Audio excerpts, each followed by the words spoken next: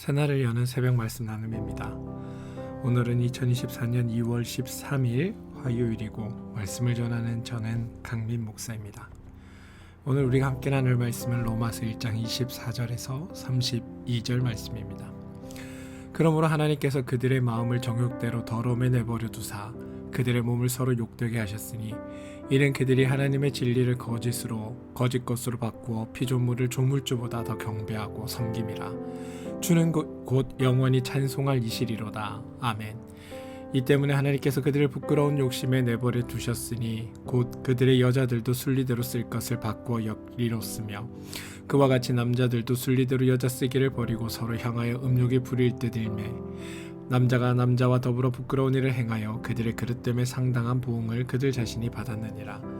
또한 그들이 마음에 하나님 두기를 싫어하매 하나님께서 그들을 그 상실한 마음대로 내버려 두사 합당하지 못한 일을 하게 하셨으니 곧 모든 불의, 추악, 탐욕, 악의가 가득한 자요 시기, 살인, 분쟁, 사기, 악독이 가득한 자요 수근수근하는 자요 비방하는 자요 하나님께서 미워하시는 자요 능욕하는 자요 교만한 자요 자랑하는 자요 악을 도모하는 자요 부모를 거역하는 자요 우매한 자요 배약하는 자요 무정한 자요 무자비한 자라. 그들이 이 같은 일을 행하는 자는 사형에 해당한다고 하나님께서 정하심을 알고도 자기들에게만 행할 뿐 아니라 또한 그런 일을 행하는 자들을 옳다 하느니라. 로마서 1장 24절로부터 32절 말씀입니다. 세상에는 말이 안 되는 말이 있습니다. 이런 거죠. 물고기가 물에 빠져 죽었다. 새가 추락사했다. 이런 말들입니다. 그런데 교회 안에서도 그와 비슷한 말이 있습니다. 그렇게 해서 은혜 받겠어. 그렇게 신앙생활에서 무슨 복을 받겠어. 와 같은 표현입니다. 여러분, 은혜는 말 그대로 은혜입니다. 어떻게 행동하느냐와는 아무런 상관이 없고 아무것도 하지 않았음에도 받은 것이 은혜입니다. 그래서 그렇게 해서 은혜 받겠어 라는 말은 하나님의 마음을 안다면 이것이 얼마나 말이 안 되는지 우리는 알 수 있습니다. 또한 여러분, 기독교는 창조의 종교입니다. 하나님이 천지를 창조하셨다라는 선언으로 성경이 시작됩니다. 이 말은 하나님이 우리를 위하여 세상을 창조하시고 우리를 최상의 상태로 만드셔서 우리에게 행복을 부여하셨다라고 선언하시는 일입니다. 우리 그리스도교는 심판의 종교가 아니라 그래서 은혜의 종교라고 부를 수 있습니다. 성경의 심판을 언급하는 것, 이것 또한 하나님의 은혜를 은혜대로 받게 하시기 위한 하나님의 선언입니다. 세상은 항상 기준을 정해놓고 그 기준에 합당해야 상을 주고 그렇지 않으면 벌을 주지만 하나님은 그런 기준을 두고 복종을 요구하시는 분이 아닙니다. 하나님은 우리가 할 수 없기에 은혜를 베풀어 주시는 분, 우리가 하지 못하기에 그래서 그것들을 해주시는 분이 하나님이시고 우리가 할 수 없는 것을 하시기에 은혜라고 우리가 부르는 겁니다. 하나님이 요구하시는 게 있다면 그걸 우리가 해낼 수 없다는 걸 하나님이 아시기에 아예 하나님은 우리에게 아무것도 요구하지 않으시는 겁니다. 하지만 여러분, 하나님이 우리에게 은혜 주셨다라는 사실에 대해 사람들은 별로 감격하지 않습니다. 왜냐하면 다들 천국은 그저 죽으면 다음에 가는 곳 정도로 이해하고 있기 때문입니다. 그래서 은혜를 준다라고 이야기하면 도리어 거부합니다. 지금 은혜를 받으면 살아가는데 거추장스러울까봐, 지금 하나님의 은혜를 주셔서 내가 하나님의 사람이 되고 막 하나님을 알게 되면 내 삶이 하지 못하는 것들로 가득해질까봐 이 은혜 주시는 걸 다음에 받겠다라고 말하기도 합니다. 이 땅을 살 만큼 다 살고 어느 날 이 땅의 소망이 다 바닥나갈 때 은혜도 받고 교회도 다니고 그리고 나서 천국도 가겠다라고 말합니다. 코미디가 아닐 수 없습니다. 여러분, 우리 그리스도교는 죽음 다음을 보기 이전에 현재의 우리 삶을 돌아보는 종교입니다. 이 세상도, 우리가 살고 있는 이 땅도, 이 세상도 하나님이 창조하시고 운행하시는 하나님의 나라입니다. 하나님의 은혜는 죄와 치열하게 살아가는 우리의 삶의 현장에 오히려 더 필요한 것입니다. 죽어서 가는 천국에 필요한 것이 아니라 바로 내가 살고 있는 이 땅, 내가 살고 있는 이 현실, 내가 살고 있는 이 자리에 더 필요한 것이 하나님의 은혜라는 겁니다. 하나님의 원리, 하나님의 기준과 하나님의 원형은 모든 것이 혼동되고 변질되어 있기 때문에 현재 우리의 삶에 가장 필요한 것이 하나님의 은혜라는 겁니다. 은혜를 누리는 것, 그게 이 땅에서 그래서 가장 유익한 일이 됩니다. 하나님과 함께하는 기쁨, 또 건전한 삶으로부터 오는 보람, 진리와 생명으로 인생의 의미 있는 모든 것들을 누려야 하는 게 우리의 삶이 되어야 한다는 겁니다. 하나님의 의, 하나님의 거룩, 하나님의 자유, 평안, 행복과 희락은 죽어서 누리는 것이 아니라 내가 살고 있는 지금 이곳에서 누릴 수 있는 것이라고 성경은 이야기하고 있습니다. 여러분, 우리 그리스도교는 미래와 내세를 위해 보험을 들어놓거나 어디 연금을 들어놓는 게 아닙니다. 바로 오늘 행복한 삶을 살도록 안내하는 것, 그게 우리 그리스도교이고 하나님의 은혜의 목적입니다. 오늘 본문도 마찬가지입니다. 옛날의 이야기가 아닙니다. 바로 오늘의 이야기, 그리고 앞으로의 이야기 아니라 바로 지금 현재 나의 이야기입니다. 그래서 우리가 말씀을 읽어야 하는 거고 이 말씀을 기억해야 하는 겁니다. 저는 여러분들이 막연한 미래의 믿음으로 신앙을 살지 마시고 오늘 나의 삶에 이루어질 하나님의 말씀으로 믿으며 주의 뜻을 따르기를 소망합니다. 우리 그리스도교가 세상 가운데 오해를 받고 있는 것 중에 하나가 바로 심판입니다. 로마서 1장 18절에 하나님의 진노가 불의로 진리를 막는 사람들의 모든 경건하지 않음과 불의에 대하여 하늘로부터 나타나나니 라고 되어 있습니다. 그래서 기독교 하면 하나님의 진노와 하나님의 심판이 먼저 떠오르시는 분들이 많습니다. 그런데 여러분, 우리 그리스도교는 심판의 종교가 결코 아닙니다. 물론 성경에 심판이라는 용어가 등장합니다. 그런데 이 심판의 의미를 바르게 이해해야 합니다. 우리 그리스도교에서 말하는 심판의 기준이 무엇인지, 그 내용이 무엇인지, 그것을 우리가 분명히 알아야 한다는 겁니다. 우리 인간이 죄를 지었습니다. 죄를 지은 인간에게 하나님께서 아무것도 안 하셨습니다. 책망도 꾸중도 진노도 하지 않으셨습니다. 그런데 그것을 성경은 심판하셨다라고 말합니다. 우리 그리스도교는 보기에 따라 매우 적극적인 관점을 가지고 있습니다. 죄를 지은 인간을 하나님이 보실 때 하나님께서는 그 죄인들을 빨리 회복시키시고 그들을 빨리 치유하시기를 원하십니다. 그래서 죄인에 대하여 징계하지 않으시고 벌하지 않으시는 그 상태를 성경은 하나님이 심판하셨다라고 말합니다. 실제로 하나님이 치유하시고 회복하시고 고치시는 사역을 용서하셨다 또는 은혜를 주셨다라고 말합니다. 죄된 세상의 판단 기준으로는 징계받지 않은 것은 아무 일도 일어나지 않은 것 같지만 성경은 세상이 징계받지 않은 것을 두고 용서를 받았다라는 의미로 말하고 있고 그것이 곧 은혜를 받은 것이라고 말하고 있다는 겁니다. 물론 하나님이 죄인에게 진노하지 않았다고 죄인에게 회복이 일어나는 것은 아닙니다.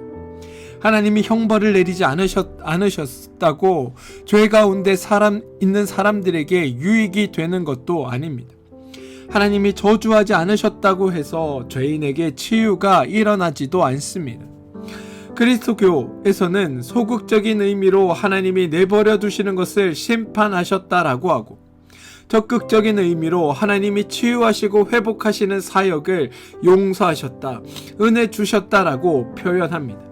그리고 실제로 죄를 지은 죄인의 입장에서는 죄의 결과를 감당해야 하는데 혼나지 않은 것만 해도 어디냐라고 말합니다. 그런데 하나님이 보시기에 죄 가운데 있는 사람들에게 하나님이 개입하여 은혜를 주시지 않으면 그들이 나아질 것이 아무것도 없습니다. 징계와 형벌을 받지 않았다는 것이 중요한 것이 아니라 그들이 징계와 형벌을 받을 죄를 지었지만 이 죄로부터 벗어나 하나님의 치유와 회복이 일어나야 비로소 그들이 온전히 살아갈 수 있기에 하나님이 은혜를 베푸시는 겁니다. 오늘 본문에도 그 이야기가 등장합니다. 원래 하나님은 우리를 최상의 존재로 창조하셨습니다. 더 이상 부족함이 없고 더 나아질 것이 없는 그러한 존재로 우리를 창조하셨습니다. 그런데 우리가 하나님을 거부하고 죄를 지어 스스로 지혜 있다 하나 어리석게 되었습니다. 하지만 죄를 지어 하나님의 창조를 망친 우리에 대해 하나님은 진노와 형벌과 심판을 하지 않으십니다. 성경에 하나님의 진노가 불의로 진리를 막는 사람들의 모든 경건하지 않음과 불의에 대하여 하늘로부터 나타나시니라고 라는 표현이 있습니다. 그런데 여기에서 하나님의 진노라는 표현의 의미를 우리는 잘 이해해야 합니다. 하나님의 심판은 그냥 내버려 두는 것입니다. 개입하지 않으시는 것, 고치지 않으시는 것, 치유하지 않으시는 것, 그것 자체가 하나님의 심판입니다. 성경에 나오는 표현대로 하면 로마서 1장 24절 그러므로 하나님께서 그들의 마음의 정욕대로 더러움에 내버려 두사 26절 이 때문에 하나님께서 그들을 부끄러운 욕심에 내버려 두셨으니 28절 또한 그들의 마음에 하나님 두기를 싫어하며 하나님께서 그들의 상실한 마음대로 내버려 두사입니다. 인간을 죄에 빠진 그대로 내버려 두는 것, 하나님이 직접적으로 아무것도 행하시지 않는 것, 이것이 바로 하나님의 진노이며 심판이라는 겁니다. 하나님은 인간을 타락시키거나 우리의 마음을 더럽게 만들거나 우리의 마음을 상실하게 하시거나 우리를 욕심에 끌리도록 하신 적이 없습니다. 우리를 그렇게 시험하지 않으시고 우리가 그렇게 타락하도록 하나님이 이끌어 가시지 않으십니다. 우리 스스로가 하나님을 벗어나 타락하고 더럽게 만들고 상실하게 되었고 욕심에 끌렸던 겁니다. 그런데 하나님이 만드신 우리의 인간의 원형을 상실하게 되었다고 해서 그런 우리를 향해 심판하고 저주하고 분노하지 않으신다는 겁니다. 우리가 행한 대로 내버려 두시는 것, 그것이 하나님의 진노이고 심판입니다. 일반적으로 여러분, 우리가 생각하는 징계와 심판이 아닙니다. 그러나 여러분, 우리가 죄를 지어도 하나님이 심판하지 않으시는군. 우리가 생각하는 대로 우리의 삶을 절망이나 멸망으로 끌고 가지 않으신다고 해서 우리가 기뻐하거나 안도감을 느껴서는 안 됩니다. 죄를 지으면 우리에게 일어나는 일이 있습니다. 뭐냐면 하나님의 은혜를 누리지 못한다는 겁니다. 하나님의 그 구원하심과 사랑하심과 은혜 베푸심을 우리는 깨닫지도 못하고 느끼지도 못한다는 겁니다. 그냥 이 절망스럽고 어둡고 괴로운 현실을 꾸역꾸역 살아가는 게 우리의 삶이라는 겁니다. 그런데 하나님은 그런 모습을 안타까워 하신다는 겁니다. 죄를 지으면 하나님의 은혜를 누리지 못한다는 것, 그걸 우리도 안타까워해야 합니다. 그리스도교는 심판이라는 채찍으로 우리를 통제하려는 종교가 아닙니다. 그렇지만 그렇다고 그것을 허용하는 종교도 아닙니다. 하나님은 심판을 두심으로 말미암아 하나님을 믿는 우리, 다시 말해 성도들이 하나님의 은혜와 복을 누리는 그 길로 나가기를 원하십니다. 심판을 통해 너희가 지금의 현상을 그대로 누리며 사는 게 그런 거지. 그래, 다들 그렇게 사니까 괴로움과 절망 속에 있어도 그냥 그런 거는 다 사는 한 모습이야 라고 여기며 사는 것을 안타까워 하신다는 겁니다. 이러한 죄의 자리에 벗어나 하나님이 주시는 은혜와 복락과 기쁨과 감사와 충만을 누리며 세상 사람들과는 다른 하나님 나라를 살아가기를 바라시는 게 하나님의 뜻입니다. 심판하신다는 것은 우리를 그냥 내버려 두시는 것이지만 우리가 구원의 자리에 이끌려가게 되면 우리는 그 어떤 누구도 세상이 줄 수도 없는 그 기쁨과 평안과 행복을 누리며 살아갈 수 있다는 게 성경의 이야기라는 것을 기억하시기 바랍니다. 따라서 심판이란 우리를 절망으로 빠뜨리는 도구가 아니라 우리를 은혜와 축복으로 인도하는 하나님의 장치가 된다는 사실을 기억하시기 바랍니다. 여러분, 분명히 알아야 합니다. 하나님을 알지 못하면 내가 손해입니다. 하나님을 알지 못하면 내가 망하는 겁니다. 하나님을 알지 못하면 나에게 안 좋은 겁니다. 하나님을 알아야 나에게 좋은 것이고 하나님을 알아야 나에게 기쁨이고 복이 된다는 사실을 여러분 기억하시기 바랍니다. 오늘 본문에는 우리 인간에 대한 상태가 나옵니다. 그런데 여러분, 성경은 우리의 상태를 윤리와 도덕과 선행을 기준 삼아 구분 짓지 않습니다. 기준은 하나님이십니다. 성경에서 우리를 구하는 기준은, 성경에서 인간을 구하는 기준은 우리가 하나님의 창조하신 그 원형의 모습대로 있는가, 아니면 하나님을 떠나 죄에 사로잡혀 죄인의 모습으로 있는가의 구분점이 있습니다.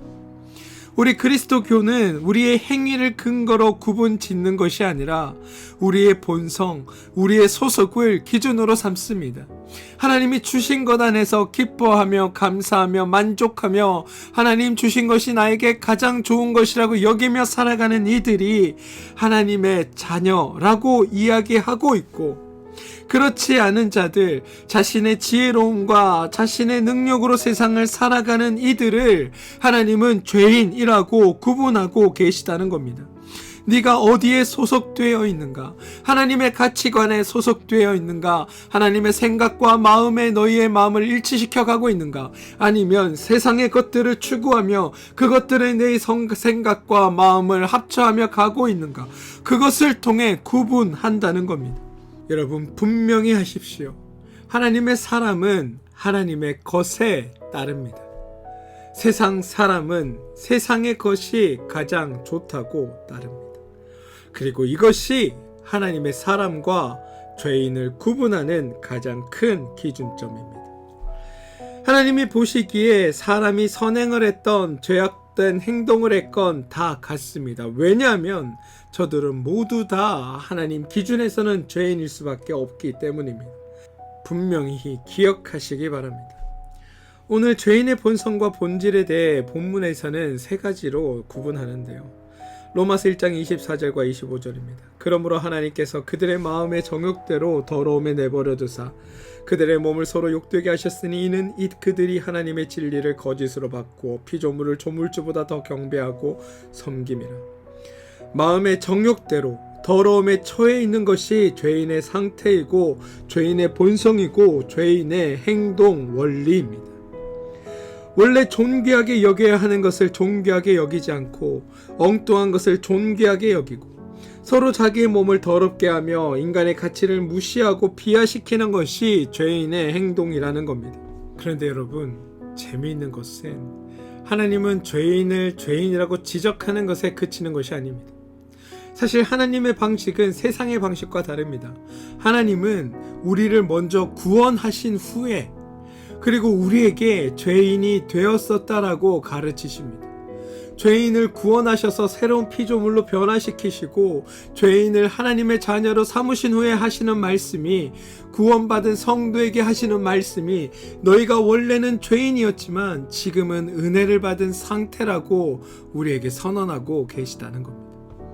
로마서 1장 26절과 27절, 이 때문에 하나님께서는 그들을 부끄러운 욕심에 내버려 두셨으니 곧 그들의 여자들도 순리대로 쓸 것을 받고 영리로 쓰며 그와 같이 남자들도 순리대로 여자 쓰기를 버리고 서로 향하여 의목이 부릴 듯하며 남자가 남자로 더불어 부끄러운 일을 행하여 그들의 그릇 때문에 상당한 보응을 그들 자신들이 받았느니라.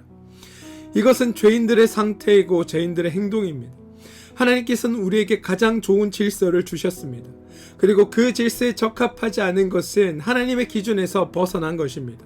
성경은 그것을 죄라고 말하고 있다는 겁니다.